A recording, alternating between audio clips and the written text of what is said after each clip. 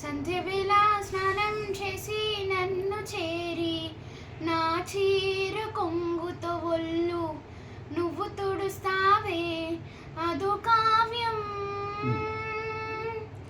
దొంగ మల్లె ప్రియా ప్రియా సడేలేక వెనకాల నుండి నన్ను హత్తుకుంటావే అదో కావ్యం.